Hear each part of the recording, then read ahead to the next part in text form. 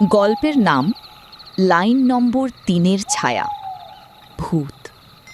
ইছাপুর আর কাঁকিনাড়ার মাঝামাঝি একটা পুরনো রেল লাইন আছে। লোকজন একে বলে লাইন নম্বর ৩। এই লাইনে এখন আর ট্রেন চলে না, কারণ বহু বছর আগে এখানে একটা ভয়ঙ্কর দুর্ঘটনা ঘটেছিল। রাতের শেষ লোকাল ট্রেনটা হঠাৎ লাইনচ্যুত হয়ে যায়।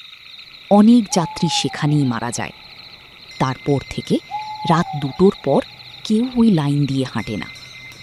একদিন সাহস দেখাতে গিয়ে রাহুল আর তার বন্ধু অমিত ঠিক করল, চল আজ রাতে ওই লাইনটা ঘুরে আসি।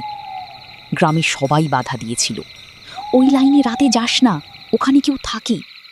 কিন্তু তারা এসব কথা হেসে উড়িয়ে দিল। রাত ১:৪৫। দুজন টর্চ নিয়ে পৌঁছে গেল লাইন নম্বর ৩-এ। চারপাশ নিস্তব্ধ, হালকা কুয়াশা, আর দূরে কোথাও যেন ট্রেনের হুইসেলের মতো একটা শব্দ।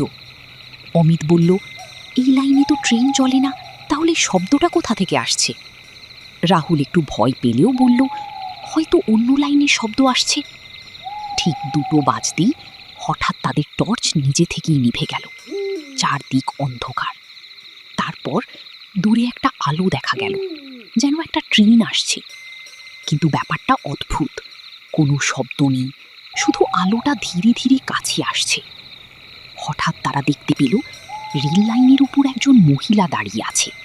সাদা শাড়ি, মাথা নিচু, চুলগুলো মুখ ঢেকে রেখেছে। অমিত চিৎকার করে বলল, এই সরে যান, ট্রেন আসছে। কিন্তু মহিলা নড়ল না। রাহুল সাহস করে একটু এগিয়ে গেল, আর ঠিক তখনই মহিলাটা ধীরে ধীরে মাথা তুলল। তার মুখটা ছিল না, শুধু কালো ফাঁকা গহ্বর।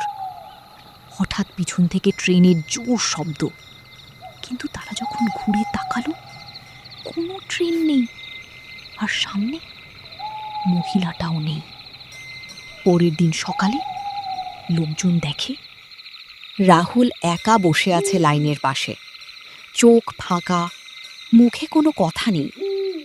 অমিতকে কোথাও খুঁজে পাওয়া যায়নি। রাহুল শুধু একটা কথাই বারবার বলছিল, ও এখনো লাইনের ওপর দাঁড়িয়ে আছে, ও এখনো সরে যায়নি। আজও যারা রাত ২টোর পর ওই লাইন দিয়ে যায়, তারা নাকি দূরে একটা আলো দেখতে পায়, আর একটা মহিলাকে, যে কখনোই লাইনের ওপর থেকে সরে না। সত্যি ঘটনা বলে দাবি করা হয়। তুমি কি সাহস করে ওই লাইন দিয়ে একা হাঁটতে পারবে?